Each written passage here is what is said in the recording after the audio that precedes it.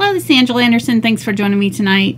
In this video, I'm going to be showing you how to paint this rustic birdhouse with autumn fall leaves all over it, colorful leaves, submitted by Josh Berger, one of our followers.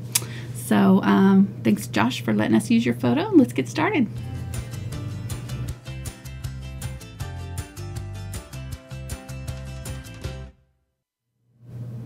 All right, so this is my example painting.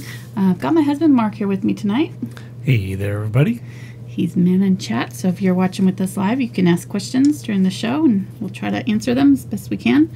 I'm going to go over our palette really quick. This is definitely a beginner project. I think that this is totally doable. The drawing is not hard. The leaves are very easy. I'm going to show you how to do it. The background's super simple, so I definitely think that this is a good beginner one.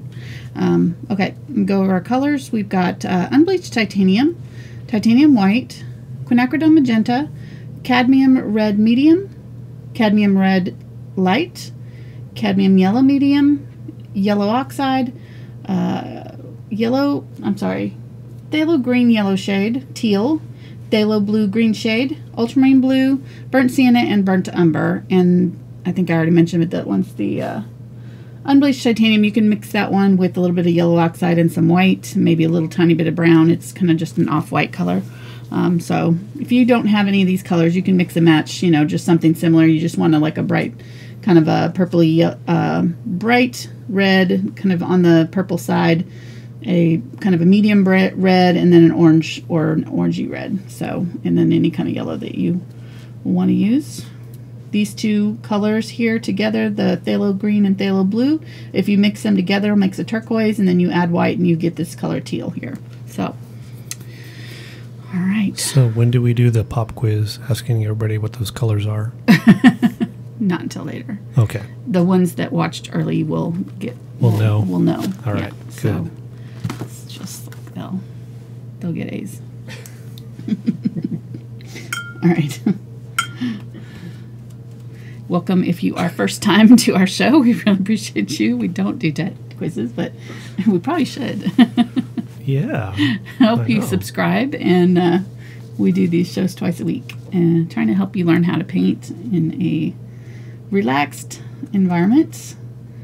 We don't take ourselves too seriously, but we do some fun art, I think. So if you want to check out the other videos that I've got, you can click on my name or my photograph. It'll take you to my main channel homepage after the show. All right, so I've got the unbleached titanium here, and I'm grabbing a little bit of this phthalo green yellow shade, mixing that together, makes a nice soft green. I'm going to add just a teeny tiny corner of burnt sienna. That'll just tone it down a little bit, make it not quite so bright.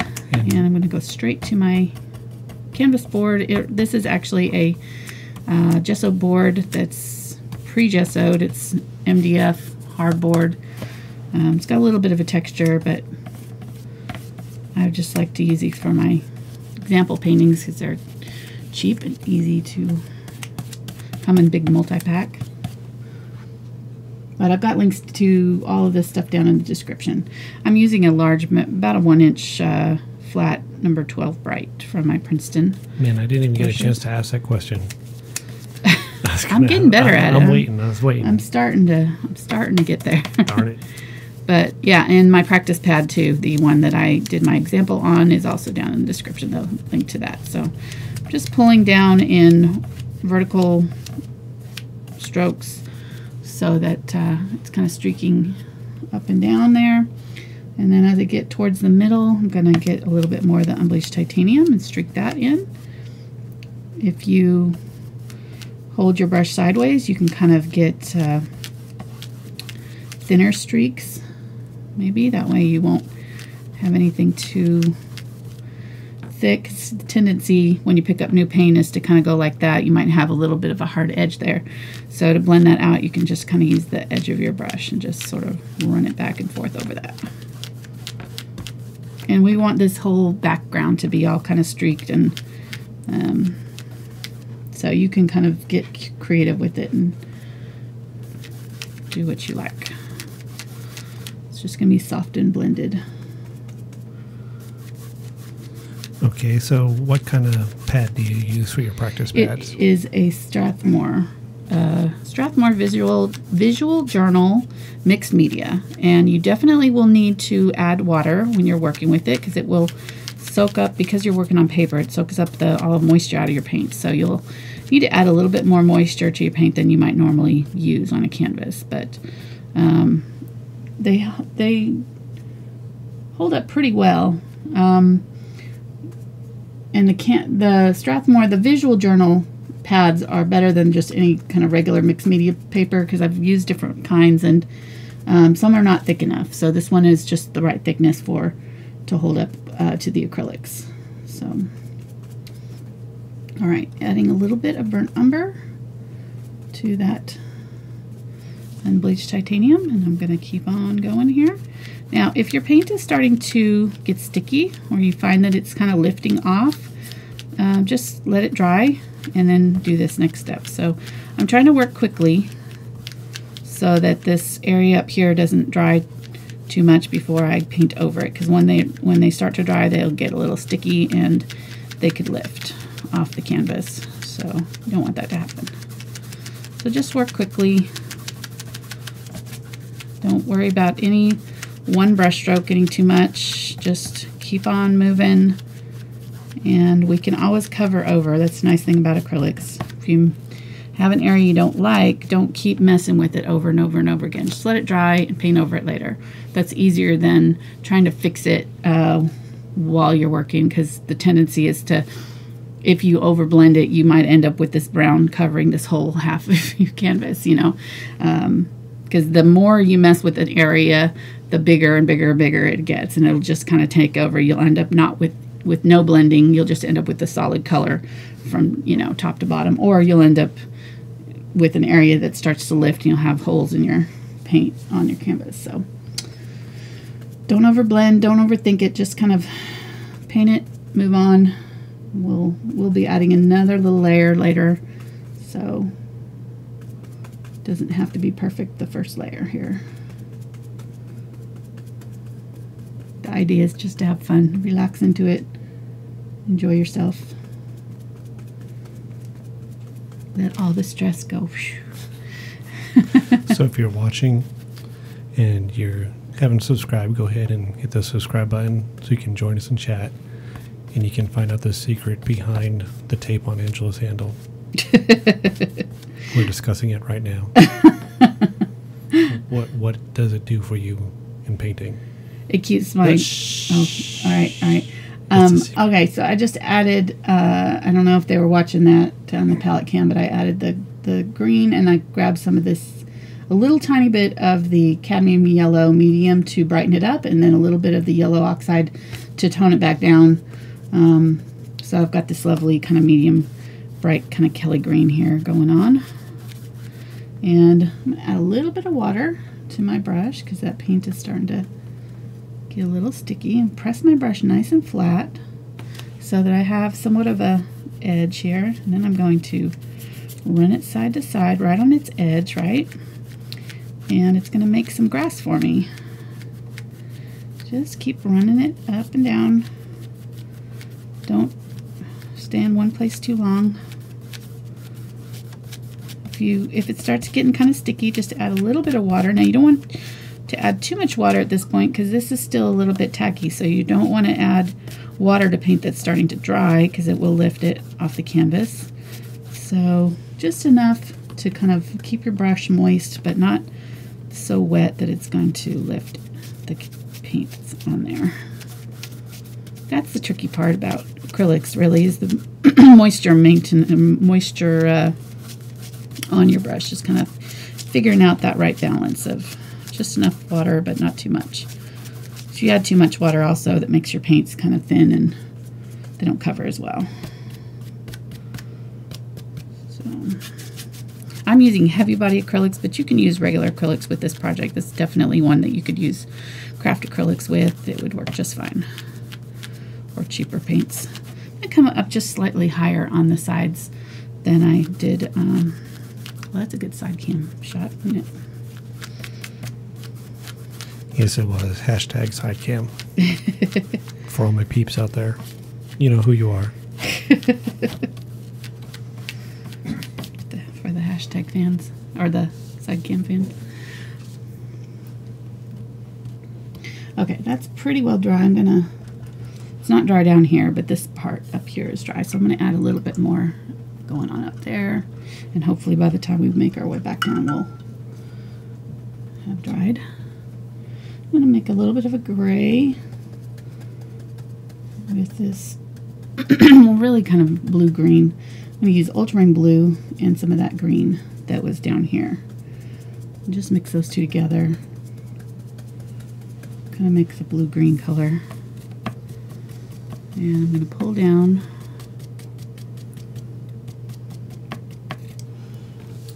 And it's too bright, so I'm going to wipe most of that off my brush. Get a little bit of water, just wipe it off my brush.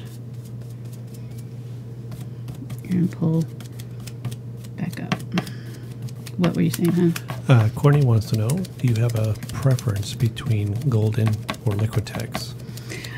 You know, I used to be a big Liquitex fan, but I've really started to prefer Golden. The Liquitex has been a little bit inconsistent for me recently. No, sorry Liquitex if you're watching, but I have found that some of my older Liquitex have dried out, you know, whereas I think the Golden seem to last longer now. The one thing about Golden that I don't like, sorry Golden, is their caps. Their caps are terrible. I have so many caps that have busted that I've had to hot glue shut because they pop open. The more recent ones don't seem to be doing it as bad, but there was a batch there where like every single one of my caps busted. So they seem to be doing a little bit better. But, all right, I'm going to grab the unbleached titanium, mix that with a little bit of that green, and then I'm going to just blend back over that little bit of blue that I put in there. And here again, we want to make sure that this background is dry, because if we're adding this watered down paint on top of paint that's not completely dry, it will lift off your color. So just take a hairdryer and blow dry your painting real quick. It's, as you can see, we're kind of doing small layers, short, you know, thin layers, so it's drying pretty quickly. Get a little bit more of that dark brown and add it right in here. Well, that's not good news for me. Yeah, I don't know if we're going to need you tonight, hon. Sorry. Just not, at least not for blow drying. Oh, I was going to go make some ramen or something. That's true. You haven't had dinner yet, have you? If you call a bag of chips dinner, then yes, I have. Just one of those small snack bags. Okay, we'll get you fed later. This one shouldn't take too long. This was a pretty quick project. Okay, we got another question. Yeah. They would like to know, do you varnish your paintings? And yes. If you do, what product do you recommend? I use Liquitex gloss. It's gloss, medium, and varnish, it's called. But it can be a little bit tricky to use, so if you want something a little bit easier, there's a product by DecoArt that's really nice. It's easy to use varnish called Soft Touch DuraClear. I'll show it. It doesn't dry quite as quickly as the Liquitex one does. It's less expensive too, so I think it might be a little bit easier for a beginner to work with. But I do, if you're interested in that, I have a whole art chat that I did in my Facebook group on Thinkful Art. So there's a link down to Thinkful Art in the description if you want to join. And I do weekly art chats. They're not always informative. Most of the time they're just kind of, lately, they're just kind of letting you know what I'm doing that week and answering questions. But I do have one for Patreon folks that we actually do like mini tutorials. This week we did, here I'll show you what we did on Tuesday night, or Monday. We did animal eyes on Monday, yesterday. Those are freaky. It was pretty cool. It was fun. So our theme, we have a theme every month. Our theme this month was animals, so we did that. We had a lot of pets being painted in the group. Sweet. All right. Their likeness. We're not actually painting them. Right. That's right. Okay, just want to clarify. Just clarify. So yeah. in case PETA's watching, where no animals were harmed. No, definitely not. All right, let me go ahead and have you blow dry this real quick, honey. Oh, sweet. It's not going to take long, but it's, Oh, I can make it long. not very long, just quickly, please. Double stick man. All right, we'll do stick man here. 2 stick man. Mark wants 2 because I didn't do one on Saturday, so. All right, we'll give him a birdhouse over here. Where should we put it? We'll put it right here, I guess.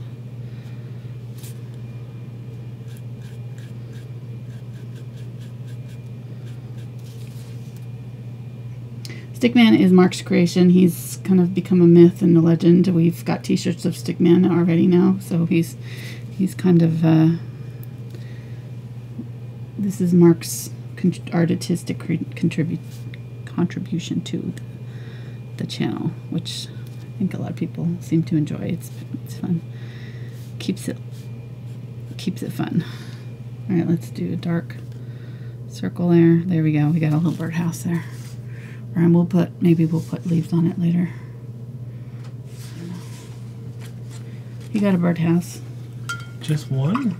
Well, yeah. I don't have time. We can put leaves on it later.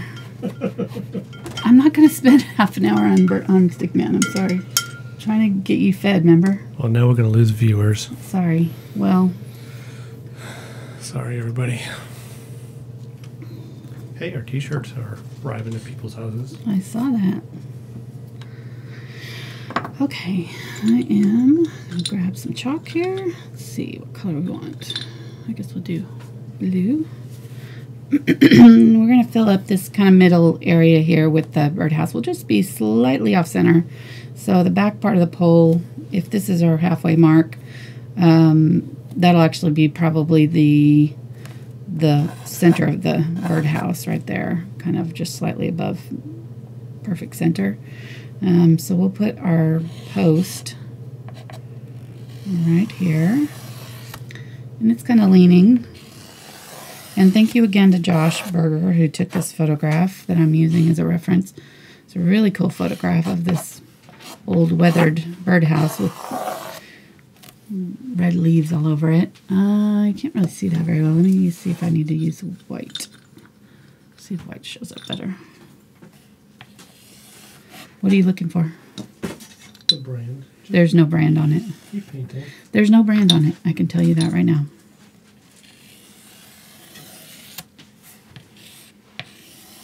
Oh, but there is. Oh, you found the package? Oui. Unopened? Oui, señorita. Got it. Okay. I'm trying to find a color that's going to show up against this. Hopefully you're seeing that. It's tough. Is it? I want to try to zoom in a little bit. Maybe, I don't know. You getting the blue is coming up pretty good. Is it? Okay. All right, so then I think the birdhouse itself is on a big board that kind of is sticking on top of this post, because there was a part that's kind of sticking out right from the top and over, and then this birdhouse comes down pretty close to the edge and goes down almost to the bottom here. Angles up slightly. This one angles up slightly here, and then you can kind of imagine this line down like that. I think that's coming out enough. All right, then, so that's the board that the thing is mounted to. Then we've got and I'm going to erase this. We don't need this at all. And I'm going to erase that circle too. Then we're going to do a big, let me see, come down about here, about maybe an inch or so, and do another line here. This is going to angle out. This line and this line are parallel, and this line and this line are going to match. Right, so we're doing like a squashed diamond shape for the side of the birdhouse. Then we're going to do another line down here. It's going to come pretty close to that wood board. Actually, let me see. Actually, it comes all the way to that. So this is coming all the way to the edge of this board here. Yeah, so that is the edge of this birdhouse. So that roof is going to come a little bit farther out than I drew it there. Like that.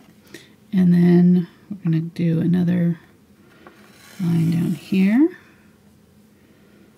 Like that. And then this is, actually I'm going to come farther down with this because I want the bottom of the birdhouse to be a little bit raised up. So there is a thin board. This is raised right here. So there's a thin little strip right here. Then this bigger board is wide. Goes all the way wide. And then there's another thinner piece that comes down from about right here. Yep, right about there. And it ends where this one does. So, and then this kind of comes back like that. And this is all dark underneath here. I think I made it wide enough, hopefully. Okay, so we're not seeing any of that. Hopefully that wasn't too complicated. If it gets too complicated, just make yourself a big square box on here and call it good. So basically it's a big old rectangle here with these corners cut off and extra lines right here and here. And then another larger rectangle behind it that goes up to here. All right, hopefully that's understandable. And there's our center. Let me grab a angle brush. This is my number 6 bright angle. And I'm going to make some dark brown gray with ultramarine blue and burnt umber. We'll use this as our background of our wood here, nice and dark. And I'm going to be deliberately messy with the top here and just kind of let it be fuzzy like this so that like the wood ends look like they're kind of rustic, right?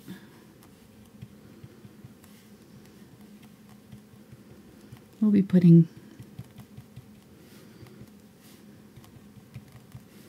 lines and things over the top of that, so it'll make more sense later. I'm going to use the edge of my brush, pull my line down here. Here again, not making too much of an effort to keep it clean. That's the nice thing about these kind of rustic ones. They can kind of be a little bit messier because we're trying to give it that weathered look. Excuse me. All right, then we're going to make this nice and dark right here. This should match up to this line, right? So this and all the way down to this right here. Across there. And then this part's raised up too. And it's pretty dark in here, so I'm going to add just a little bit of burnt umber. It'll be a little bit lighter. Maybe grab that teal color. Mix in some teal with that burnt umber. It'll be a nice dark kind of tealish blue. There we go. Teal brown, I should say. Is that a color?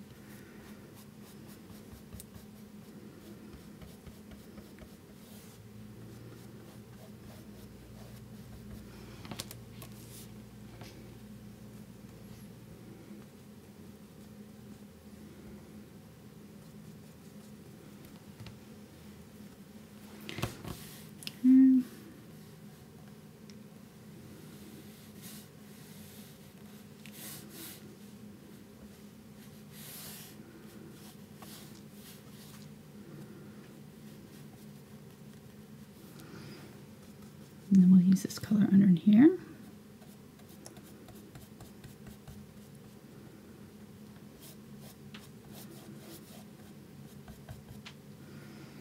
use that darker color for the center of the birdhouse. And then I'm going to kind of outline it so that I can kind of see where I want to draw my darkest areas. Right there and there. And I'm just going to barely brush, let some of that green kind of show through a little bit. This is going to be a little bit lighter on the front side. So just do enough that you're tinting it.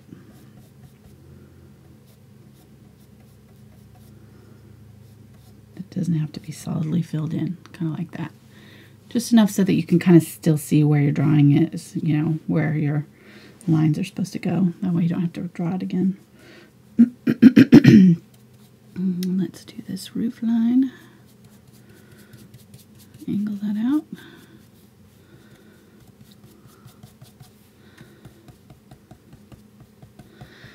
The acrylics mainly, most times we're going to use darker colors and then go lighter. So we're going to start out with dark colors and then we'll tint them lighter on top. And the darker will add depth to the top layers, give us something to play against when we're adding our lighter colors on top. Okay. You're awfully quiet tonight, hon. There's not much to say right now. Okay. You've answered all the questions and you're doing a great job at explaining things, so okay. It makes my job kind of boring. Alright, so I'm going to make some turquoise here with the half green and half blue phthalo blue, phthalo green, and half and half. Just make a nice dark turquoise color. And I'm going to grab that ultramarine blue, or no, I'm sorry, burnt sienna, burnt umber, that one. Lordy. 3 tries. I nailed it. Darken up that center there. And I'm going to go along here and darken up this side where we've got this shadow. Adding this kind of turquoise color. Since our base, the birdhouse is going to be kind of a weathered teal color, it's kind of chipped paint. Well, this will be a nice color to have underneath, not just the brown, but kind of this turquoisey color. And I'll use it in that dark crack areas, just using the edge of my brush to create a line.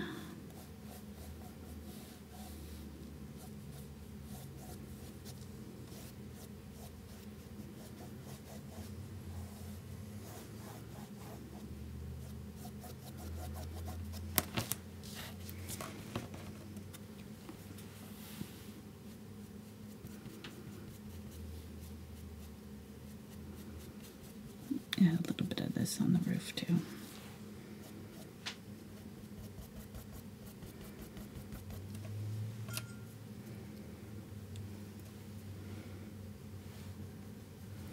A little bit more of that burnt umber. Go nice and dark right there. This will be almost our darkest area. This in the center of the birdhouse there. And then there's another hole right here where it kind of had a pole, but it doesn't look like there's one there anymore. Nice and dark down here on this pole and on this back side.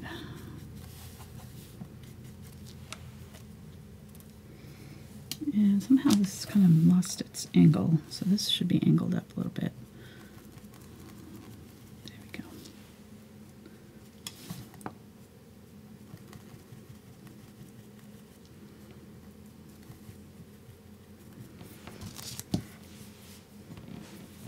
Alright, so it's going to look really ugly before it starts to make sense. So just kind of trust the process. If you're new to painting, every acrylic painting especially goes through this kind of ugly stage. You just have to kind of trust that it'll work its way out of it. Eventually, just don't stop in the ugly stage, and you'll keep on working. All right, I'm going to grab some phthalo blue and some white and a little bit of burnt sienna, just a touch. It'll make kind of a soft, almost teal color. Grab a little bit more white.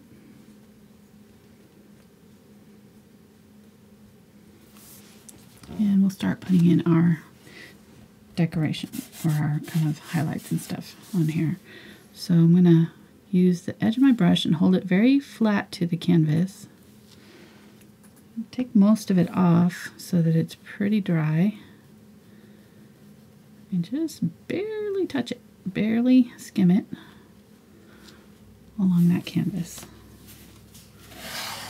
Let's do just a tiny bit down here, but there's not a lot on this bottom. We want to keep that area pretty dark. So right here, a little bit down here.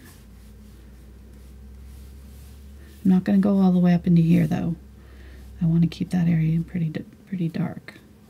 That's our shadow of the roof line. Right.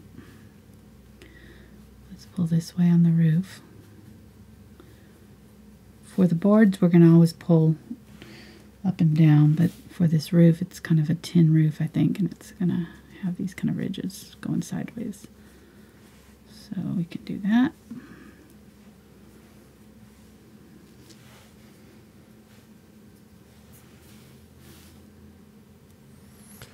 I think we need to do your Monday art chats with side cam only.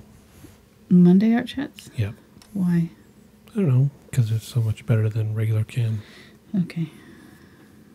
I know you were wondering that. Well, I can't because I don't use my camera. I use my webcam. Oh, that's true. Well, we'll figure it out. Okay. I tried looking up Birdhouse facts, but there really isn't anything exciting. Didn't expect there to be. No. We could talk about our birdhouse experience with our bluebirds. No, it's a very morbid story. It is a morbid story. We It's a don't need sad, to. sad story because our cat figured out how to kill the bluebirds. So it was basically like a trap we set for them in our backyard. And he killed multiple bears until we finally took it down. So that was a failed experiment with helping the bluebirds in the neighborhood have a home. Alright, so I'm using a little bit darker color here, just kind of going here, and I'm just filling in any of these kind of white areas that I still had left over from the, the background of the kind of peeking through. So and you can see I'm barely touching down here. Just the tendency is to want to go in and just cover it. And for this technique, you really just have to kind of take your time and layer it slowly. So just kind of let it build up. Don't worry about if any one brush stroke is covering it completely. You really don't want it to cover it completely in one brush stroke. So if it's covering it solidly, it means you have a little bit too much paint on your brush. For this technique, other times that's completely fine. But for this technique where we're kind of wanting to dry brush and get some streaks and stuff, you don't want it to cover solidly. You want it to end up with this kind of streaky thing happening here. Here, let's get some of the teal. And we'll add some brighter teal to a couple places. Here, a little bit on the roof. I'm using the edge of my brush to give it kind of that wood grain feel. Just, wood grain has those kind of lines. So, there we go.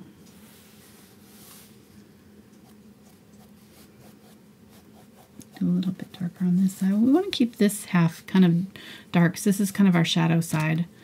And then you know, the sunlight's coming from here, so there's going to be a shadow underneath the roof where it's overhanging, and then there's going to be a shadow kind of on this side and underneath. So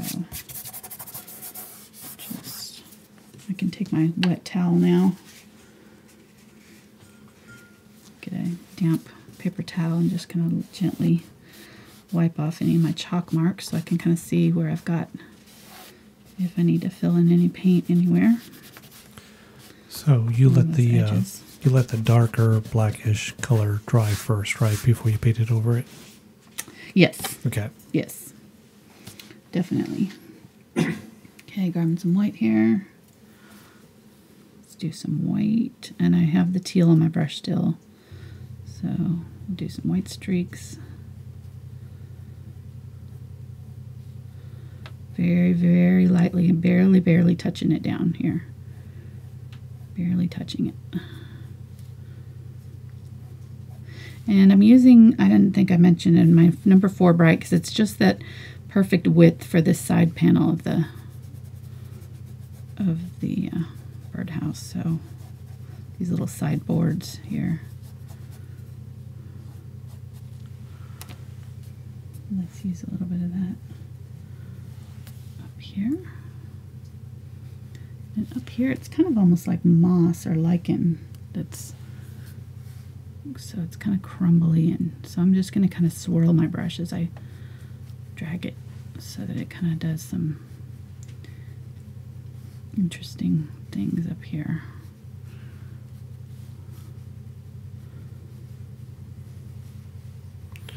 We might try a drone cam.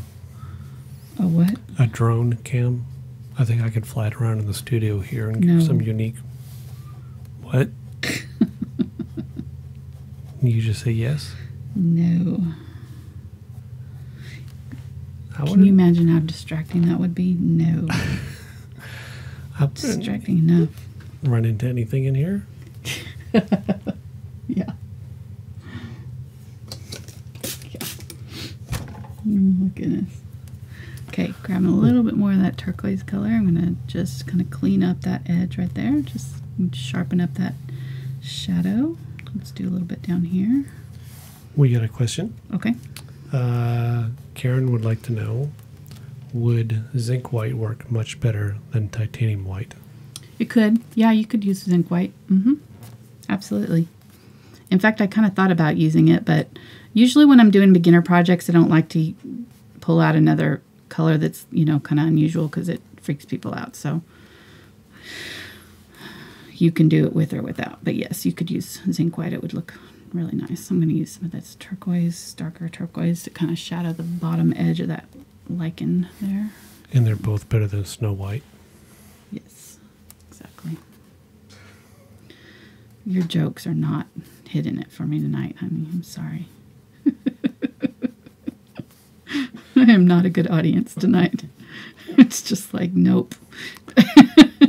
It's kind of like the Gong Show. Yep, tonight. Exactly. You're getting the Gong tonight. It's like, nope. Shut down. Shut down. Denied. Just got a whole bag of nope right here for you. Just nope. Nope. You barely get the words out of mouth. Nope. Like, nope. I can already tell that's a nope. Just don't even. Nope. After 32 years, nope. Yeah, exactly. I know where this is going. Yeah. Okay, so let's put a little bit more up here. I mean, you can fiddle with this as much as you want. You know, give it a lot of nice texture. Go back in with some dark color and add some of that. Just make sure that you're keeping, you know, your shadow area dark, and you can kind of get as creative as you want to with this. You don't have to use the teal colors. You could use other colors. I don't think I ever did make my burnt umber and ultramarine blue, or did I? Maybe I did. That gray color. Add some white to it. Ultramarine blue, burnt umber, white here. We'll use that as kind of our gray. There we go. It's not like too perfectly clean teal. We want some sort of weathered color in here too.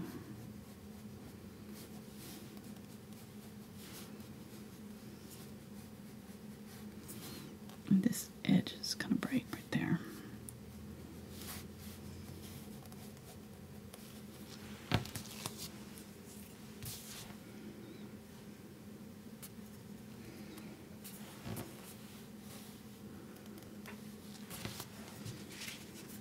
If I got too much on there, I can kind of wipe it off. There we go.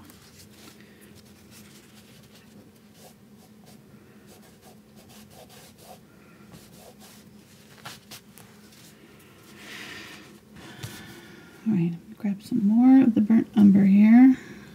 A little bit darker browns in here. Kind of lost all my brown that was on this side. So I'm just going to use my finger and kind of rub that in a little bit.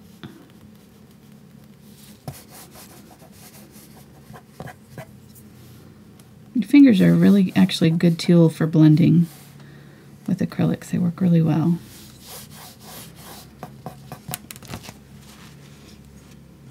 All right, I think that's pretty good.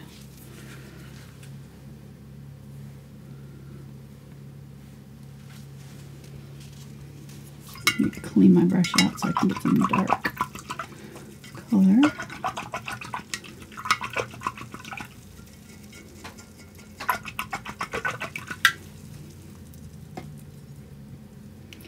Ultramarine blue, burnt umber. Makes a really nice dark, kind of almost black color. Blue-gray. We're going to darken up our post area and our in there. Darken up here if we need to.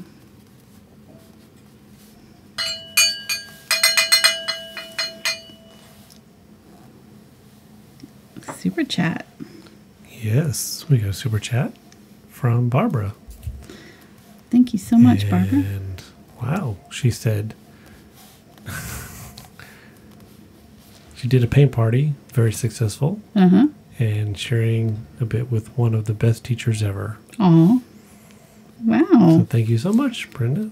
Yes. Oh, I said Barbara at first. It's Brenda. Brenda. My glasses. Haven't adjusted to my new glasses yet. Seriously, it's kind of blurry there. Why don't you zoom in real quick here? Thank you. Is Brenda? Brenda, yeah. Okay, thank you, Brenda. Brenda did it. That's awesome. I love doing parties with my friends like that. That's really cool. All right, so I'm making kind of a knot in the wood here, and I just kind of tapped out a little center, and then I kind of used the edge of my brush just to kind of draw in some random sort of circular shapes there, and then I'll just use the edge to kind of create some darker lines. This is that kind of gray blue color here. And just put in a few dark kind of splits in the wood, and then I think we're good. We can always go back in and add more bright, but I think we're pretty close. Let me grab some of that gray blue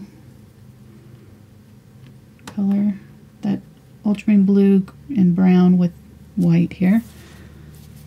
Maybe a little tiny bit of the teal. And I'm going to just tap in some moss. Just using that corner of my brush.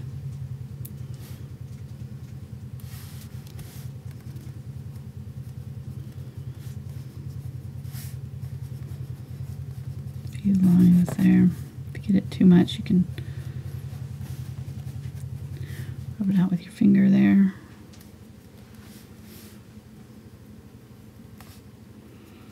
Okay. And then I'm going to use the kind of dark, sort of medium value there of that color to do the inside of the thing. I'm going to do just kind of a semicircle right there. Sort of that kind of crescent shape. Just to darken up that, or give it a little highlight there on the inside. You could even do a little tiny bit on this too if you wanted to. All right, so there's our birdhouse. Not too bad, right? I mean, just, you know, a few little brush strokes. And Bob's your uncle. And the nice thing about it is that, you know, it's very much up to your interpretation. It's not going to look exactly like mine, so, you know, don't try to get it to look like mine. Just kind of enjoy the process as much as you can. I'm using the unbleached, or ultramarine, unbleached titanium. I had it right the first time. I'm going to use some of that along this roof here, just along this front edge to brighten it up. The brighter area will pop forward, so it'll make it look like it's sticking out a little bit more. You know, and when you're first learning to paint, you know, I know we all compare ourselves to one another, but, you know, it's really important just to kind of let yourself be a beginner. Start out with projects that are easy and that are on your level, so that you'll gain confidence and can kind of move up to more difficult projects. But don't try to start with the really super difficult projects and then get frustrated and tell yourself that you can't paint or that you can't do it. That's a tendency, is what I found happens if you kind of jump ahead and try to do projects that are a little bit outside your skill level. You know, when you're first learning, just let yourself be a beginner. Try projects, even if they don't seem way too easy. Just, you know, start there, start on the easy stuff, gain confidence, and then work your way to your mom's cat, you know, or your sister's baby, or whatever, you know, it is that you have started painting to you know, that's the thing.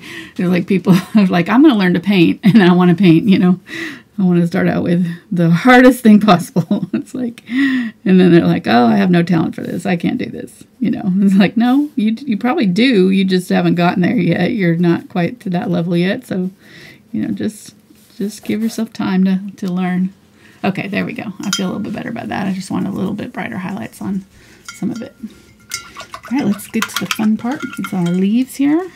We spent a lot of time on the birdhouse. I didn't realize we were getting so late. We have a question and a comment. Okay, all right. So the question is, can you use acrylic fluids alone to paint this picture?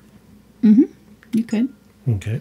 I find that the fluids aren't as easy to do the dry brushing technique, so you might you know, find it a little bit more difficult. You could add a little bit of a gloss medium or something like that to thicken it up. Go ahead. Okay. And then Pamela said that in her art class today, they had to paint a beach scene, and she did hers using your tutorial. Nice. And it was voted best in class. What? Nice. Yeah. That's awesome. Good for you. That's great.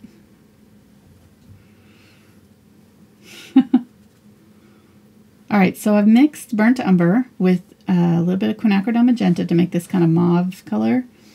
And then I've mixed a second color that's got a little bit of the green.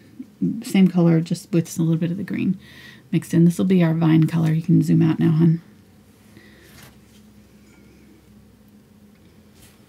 Good. All right.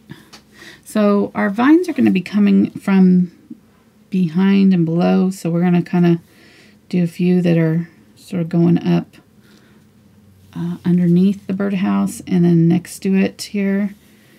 Kind of start at the bottom, wiggle your way around the side here all the way up. I'm switched to a large, like long script liner. Really, any kind of very thin liner, the thinner the better for this, to keep your branches nice and thin. And you want to add a lot of water to your paint, because if you don't have enough water, it just gets sticky and it won't flow off the liner brush. So you want to be able to do, the longer the liner brush, the longer you'll be able to paint with it before it running out of paint. So that's really the only main difference really with this, is that these long, that's why I'm using this longer script brush for this, because I want these long winding vines that come up from the bottom and out. Keep it random, just kind of wiggle back and forth.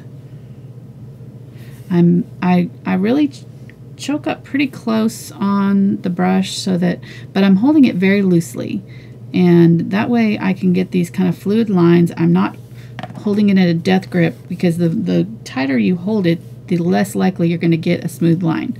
So kind of relax your grip and just pull it where you want it to go.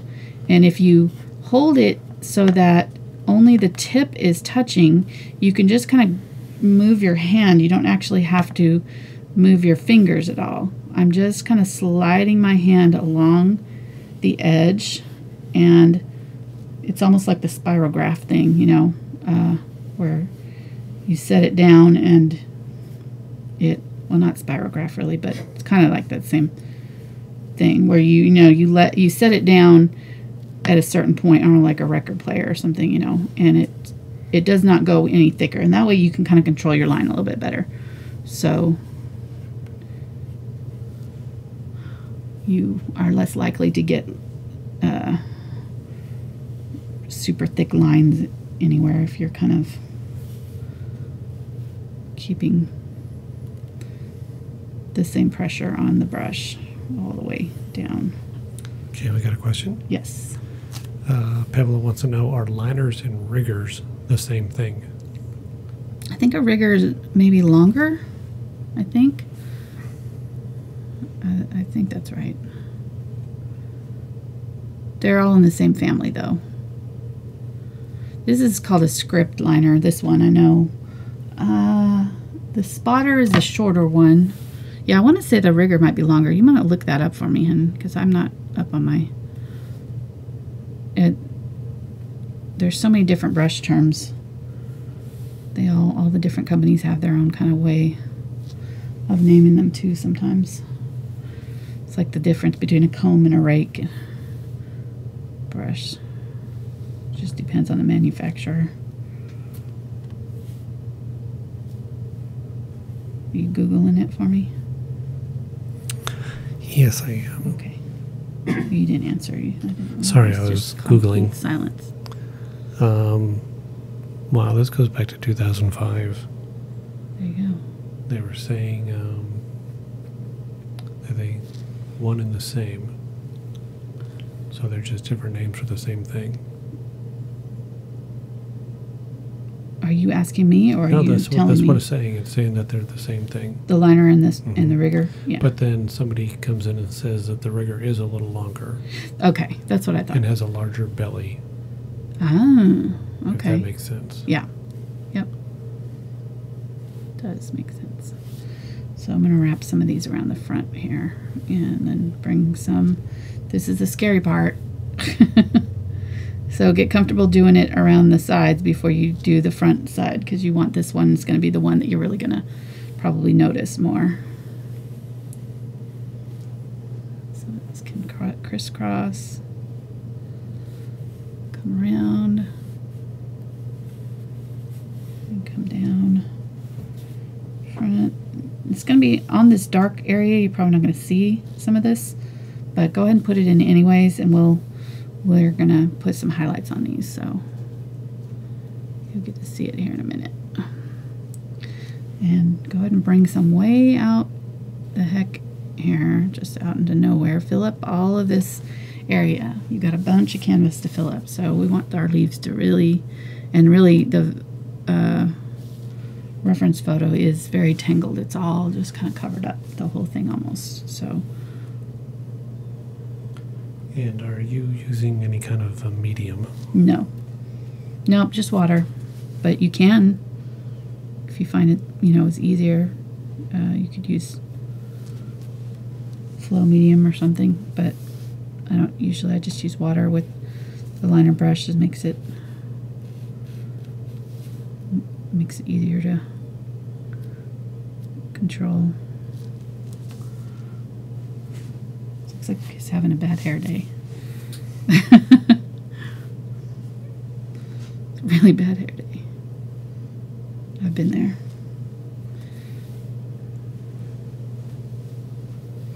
Make sure you're crisscrossing your lines. So bring some that kind of just meander and go all the way through and back out. Do not skimp on the vines. You're wanting a lot of vines. That way you've got plenty of room for your leaves to go. So it's going to be harder to put them in later, so just go ahead and put in more than you think you need probably. Oops, do not put your hand in it like I just did down here.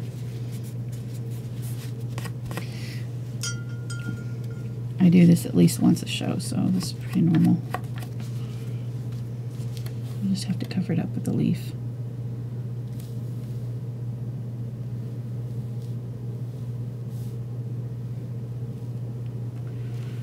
All right. And you notice I'm just really kind of jerking side to side with my lines so that I'm getting kind of these nice random zigzag patterns.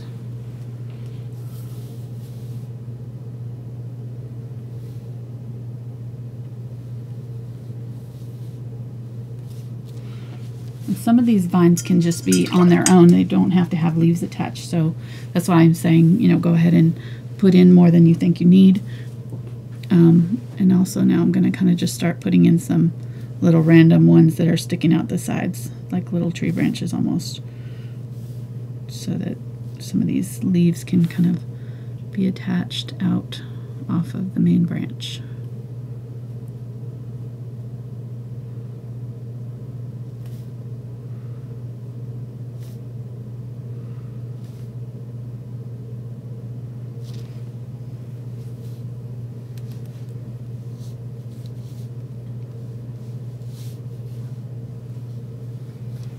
Okay, I think we're good. I just got all of my arm. I've already put my hand in it when you were gone. It's just decorated my whole arm. Okay, so... I wasn't gone. You weren't gone? Where did you No. go? I've been right here the whole time. Oh, okay. Can't believe that you would throw me under the bus like that. All right, well, I didn't see you, so... Okay, maybe I did step out for a moment. Okay. Alright, I'm using some of this. I just mixed some of the phthalo green with the yellow oxide, and I'm going to just kind of drag it through down here. Add a little bit darker green. And then let's use that color. I'm going to switch to a number 2 bright. And I'll show you 3 different brushes that you can use for leaves. And you can choose whichever one works best for you. So phthalo, green, yellow oxide. It's going to make this kind of soft, pretty green color. And I use this brush for most of the leaves. And I go ahead and zoom in here, hon, and I'll try to keep it on camera. Okay, while I do that, can you explain what a bright is? Bright is just a shorter version of a flat brush. So this is the flat version of this same brush. The bristles are shorter. Yep. Okay. And they're better because, or you It's choose just one easier over the to other. control. Okay. All right, so I'm going to set it down on its kind of on its side and just pull and flick.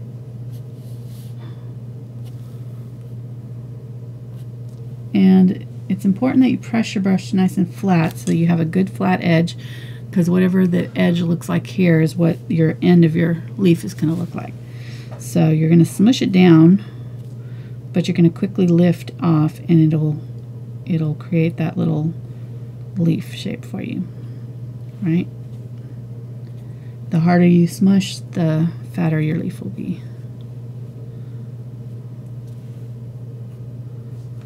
And we're not going to have that many green leaves on this. Oh, and I forgot to do my lighter. I forgot to do my... I was going to do some green. I didn't do green. You're supposed to do some of these green instead of just all purple, but that's okay. We'll do a few little green ones here. And then grab some yellow oxide and highlight these ones that are in the, can even use a little bit of white with it. Highlight the ones that are crossing over the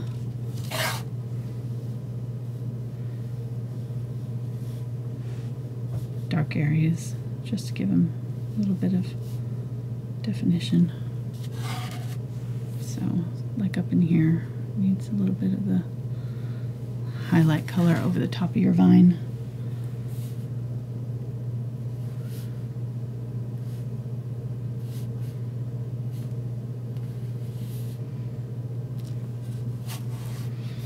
And you can highlight some of the ones out here if you want.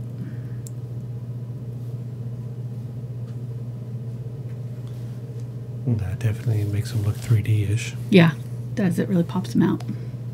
Oh, sorry, I didn't use the right term. That really makes them pop. Yep. You'd think I'd know better by now.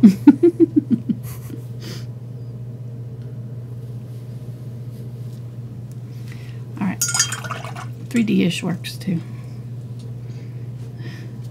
Okay, then there's another brush that you can use. It's similar to the flat or the bright. It's called a Filbert. It's got a rounded tip. It's really good for leaves. And when I use it, these are all about 1/4 inch or so. I'm going to use a round, a flat, or bright, and a Filbert here, and just show you the 3 different ways that you can do these leaves.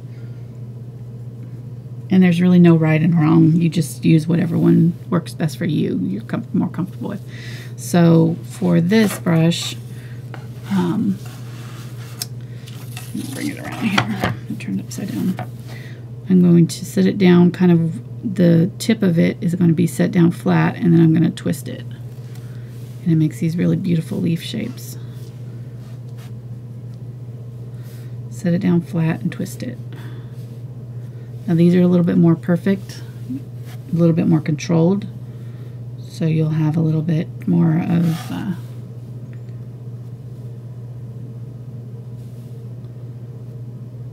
perfectly, rounded leaf shape compared to these. They're a little bit more squared off on the end. So this is a great brush stroke to learn to practice with, though, because it really helps your hand control, hand-eye coordination, hand control. Brush strokes. So if you're trying to work on that, trying to get a little bit more control with your brush strokes, work on that leaf stroke. I've got a whole video on how to do leaf strokes, so you can look for that if you want to. So what you just oh, I'm sorry, go ahead. I'm sorry. I was just going to say that what you just did there as far as rotating the canvas, something that a lot of people wouldn't think about. Right. And it's just something so simple, but just doing that helps you out so much. Absolutely. All right, back to your show. Okay. All right, I'm going to make it brighter green, yellow, phthalo green, and unbleached titanium here. And I also am using a spray bottle to keep my paints moist so that they don't dry out too quickly while I'm working with them. So now I'm going to show you the round brush. I'm going to add a little bit extra water to it, just like I did with the liner brush. Anytime you're using the round brush, you need a little bit extra water just to make it flow a little bit easier. And we'll do some little kind of comma strokes and leaf strokes with this brush. So I'm going to set it down, and I'm always kind of setting it down when I'm doing these brush strokes so that I'm kind of pulling from left to right. It's just a natural way of doing it. And I'm similar to when I did the other brush stroke, I am turning slightly. I don't really have to twist it, but I can kind of set it down and pull straight. If I twist my brush to a point and have a good point here, then when I press down, I can lift, and it should come to a pretty good point for me there. I find that it helps a little bit if I just twist it just slightly, just kind of wiggle it and pull it to the side slightly when I lift.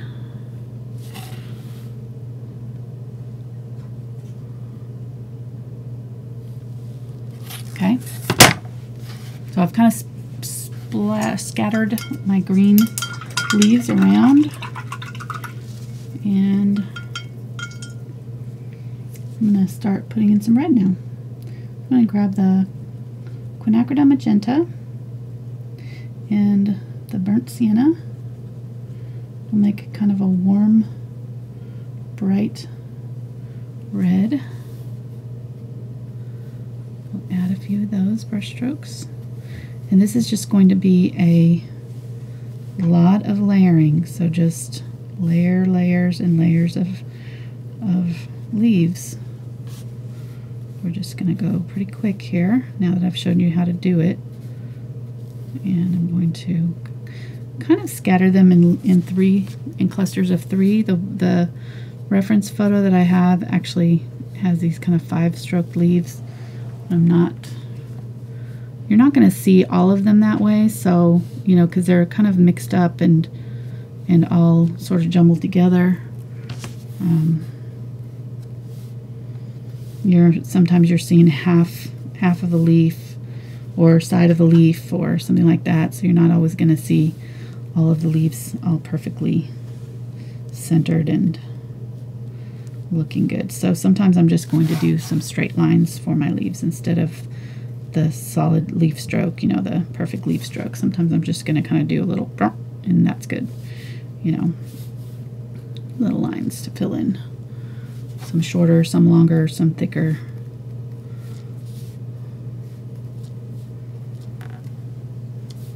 And I'm kind of targeting around my vines, but they don't have to be attached to the vine. You can always go back in and add if you decide, you know, hey, I need a leaf way out here.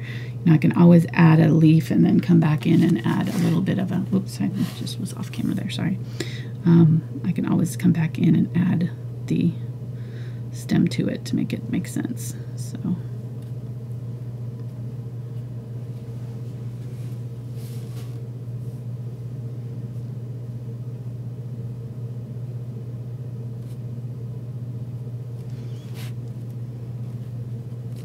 Poison ivy.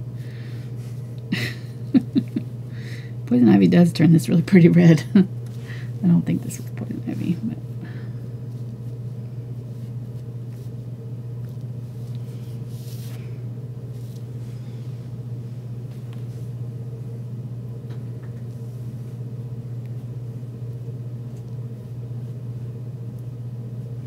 I've never experienced poison ivy until we moved to Arkansas.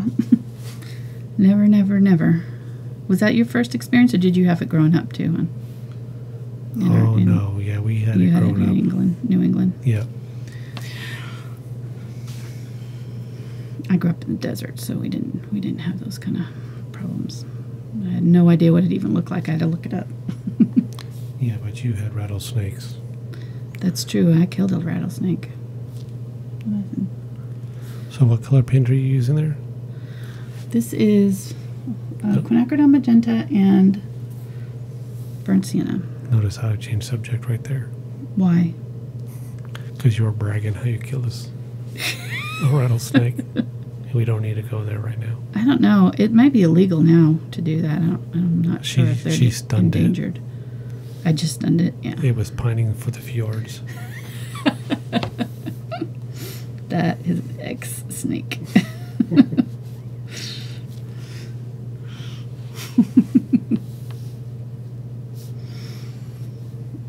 But like, what are they talking about? Monty Python, parrot skit. Look it up. Enough said. Right there.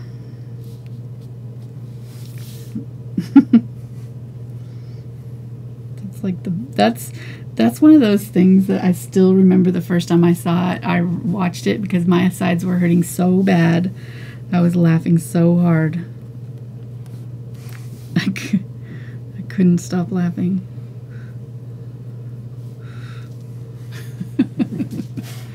Alright, so there's that color.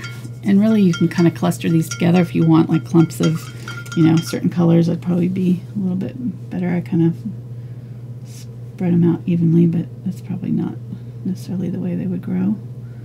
Now I'm going to grab some of the burnt umber and add that to the quinacridone magenta. And go back in here and just darken up a few of these that I've already done with some of this darker, just shadow some of these leaves. Maybe add a few that are this darker color. Just add depth to our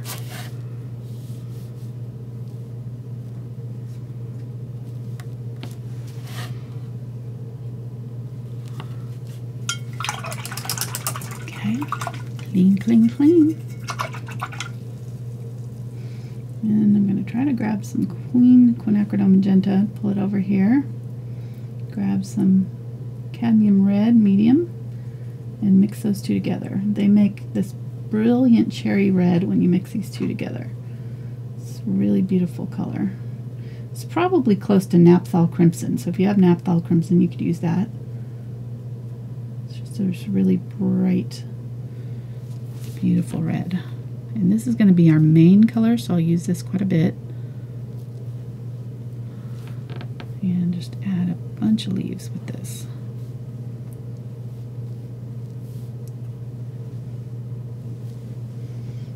And you can kind of add some in different directions. I'm mostly pointing these downward. If you notice, these ones are kind of going this way. These ones are sort of facing down. Some of them can face more, you know, upwards. If they're going up the vine here, maybe. But for the most part, they're kind of following the direction of the vine that the vine's growing. So these ones are kind of coming down this way, and so they're following the vine down, and then these ones are following the vine down this way. So I'm just kind of following the direction that I drew the vines.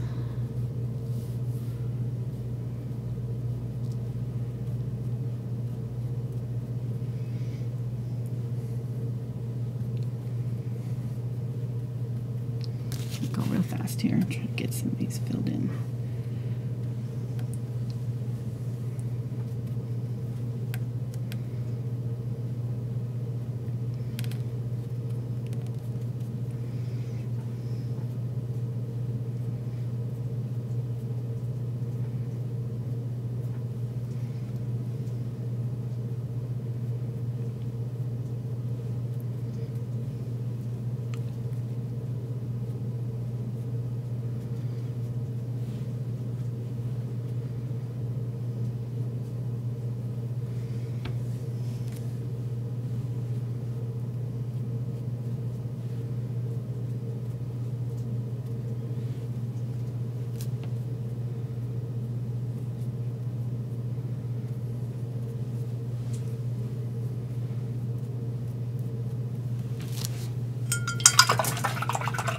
We're starting to get it filled in now. Let's grab some of the cadmium red light. I don't lose the water. Cadmium red light, and it's this beautiful orange color. If you have pyrrole orange, that would work too. I'm going to mix a little bit of the cadmium red medium. We'll do some orange leaves.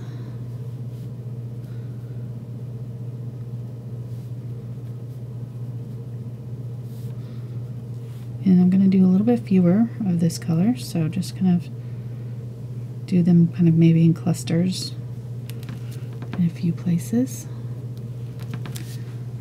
This is going to kind of lead the eye around and adds a bright pop of color.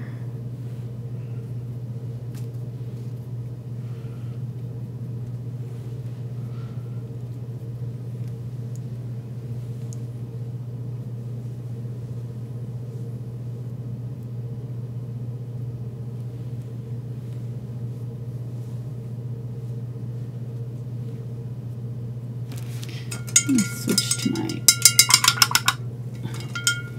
bright.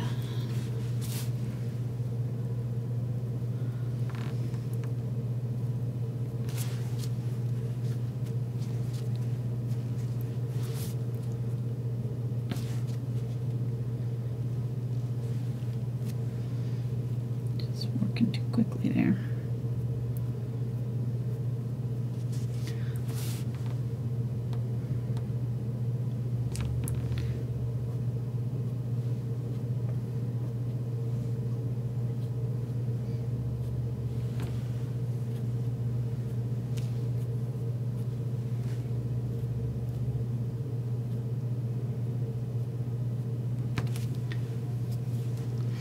Alright, let's grab some yellow.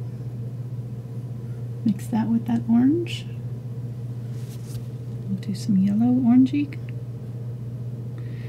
leaves. Maybe put these close to those orange ones.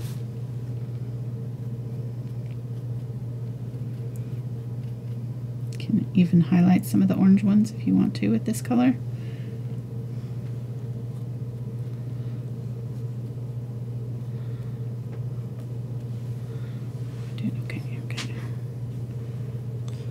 So a couple of people in chat have noticed that you're just kind of painting them very quickly. Yes. And doing it like that just kind of doesn't give you time to overthink it. I agree. Yeah, I think that's important because you can definitely end up with a lot of sameness. And I think that, especially with this one, you know, when you're doing these leaves, it's just better to not have too much repeat anything, you know. So doing it quickly will kind of help you keep from repeating your patterns and repeating, or maybe it doesn't. I don't know. If you find yourself doing it quickly and repeating, then maybe you need to slow down. So it just depends on how you're painting, you know, really, I guess, what works for you.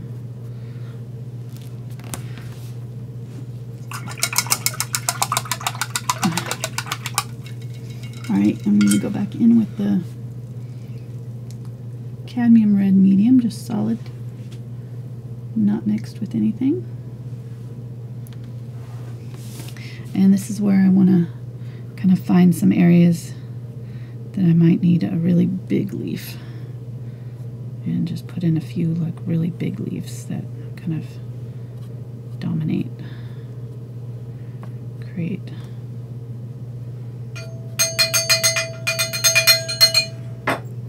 Super chat. Awesome. Bet you couldn't guess that, huh? This time I'm going to get the name right. Okay. And it's Kim. Thank you, Kim. Kim says, fabulous painting once again, and thanks for all you do. Oh, all you both do. Oh. Ooh, including you in that. Got some credit there. Nice. Mark does work hard. He comes home from work and comes in on Tuesdays, and he's worked all day, and then he helps me with this, so he definitely deserves some credit. I could not be doing this on Tuesday nights without him. Thank you, Kim, very much. Yes. We appreciate it. We do really appreciate it.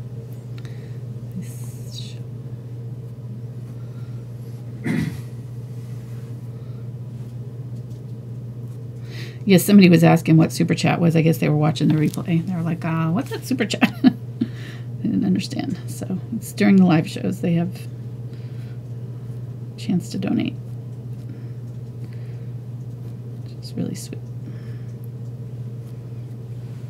Yeah, it's a donation directly here on Facebook. It's Super Chat. You can post a comment.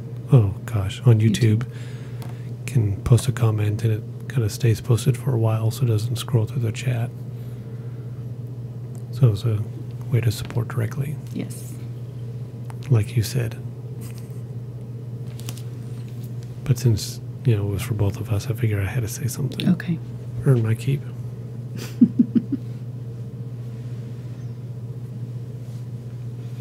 There we go.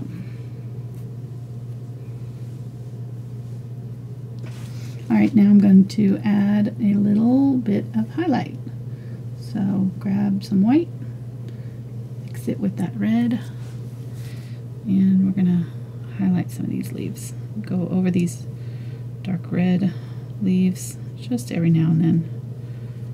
Some of these that are sort of in the darker tones could maybe use a little bit of brightening up.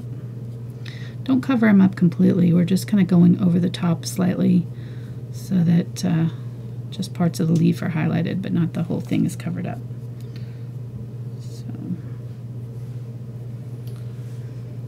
So you're using a what brush right now for the leaves? This is the bright, number 2 bright. Number 2 bright. The Princeton.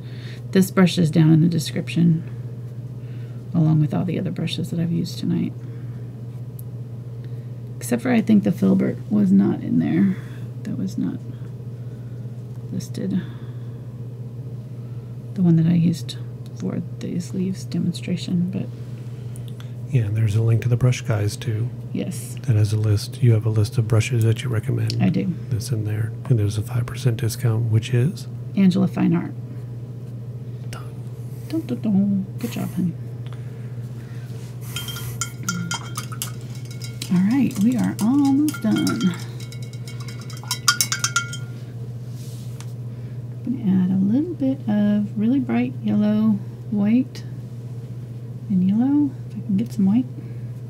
Here we go. Cadmium yellow medium, a little bit of white. I'm just going to brighten up some of those yellow leaves. Maybe a little bit on the green, some of the greens too. This is just going to, very strategic. We're not doing this everywhere because this is going to really make it pop out. So we want to think about where we want this brighter color to be. And just pull some of those leaves forward that are maybe hiding in the background a little bit.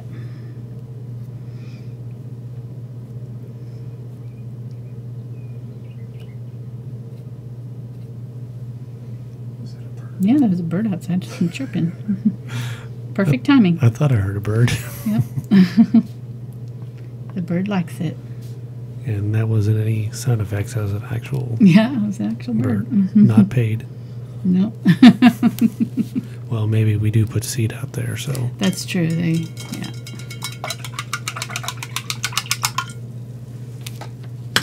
I don't like this one, so I'm going to take that one off. Okay. All right. So to finish it, I splattered mine. So I used a little bit of burnt umber and a little bit of that, well, burnt umber and red quinacridone magenta mixture there, the vine color. Add a bunch of water to it to thin it out. And I'm just using my fan brush here. And I'm going to tap it on my paper towel to get any extra globs off. And just lightly tap. And if you've got enough water on there, it should just kind of come right off onto your canvas. You can use a brush if you need to tap it, or you can even use a toothbrush. Works for this. Clean that out. Let's grab some of that yellow white.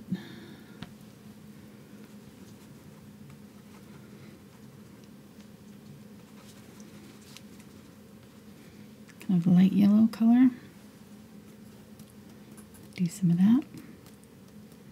This just kind of unifies the painting, kind of gives it sort of a, you know, more of that kind of rustic feel, but also just kind of sets the whole thing back. I don't know, it just really adds, I like it. You can leave it out if you don't like it, the effect, but I think it is nice on these kind of rustic type paintings to have that. And then I'm seeing just a little bit of, I want to use my burnt umber. Let's grab some phthalo blue and burnt umber. And I'm just going to clean up the edge of this right here. Just going to darken it up. Make sure that's nice and dark. Right there. Nice and dark under here. Put a nice dark shadow right there. And same thing on here.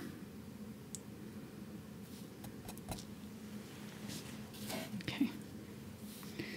This is where you can kind of clean up anything if you've got a leaf that, you know, covered up something that you wanted, or you can kind of, whatever you need to clean up. This is the time to do it. We're done. Let me zoom back out and we can sign it. I'm using my Figma FB fine tip pen. It's waterproof, light fast, so I can varnish right over it. It won't lift. And it won't fade like a Sharpie would. And there we go. Hope you try it. This has been a fun project for me. Hope you've enjoyed it too. And if you do it, you can share it with me. I've got all my social media links down in the description. Thankful Art is probably the best place for me to be able to see it if you want to join that Facebook group.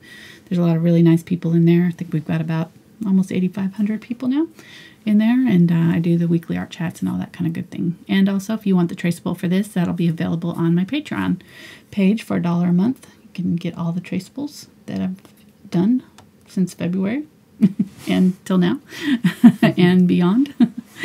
So, all right. Thanks, guys. We'll see you next time. We'll see you Saturday for let me show you what we're doing on Saturday. Where is it? Here we go.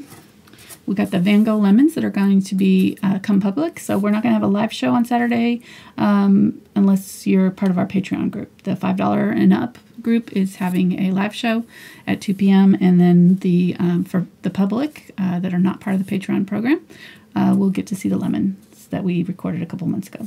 So, and the Patreon folks are going to be doing a deer with some tree antlers. It'll be cool. We'll have birds and leaves and trees and all kinds of it. It'll be kind of a fantasy deer, so it should be fun. Sounds like I need to sign up for that one. Yeah. I think you're coming anyways. All right. Thanks again, guys. We'll see you next time. Bye.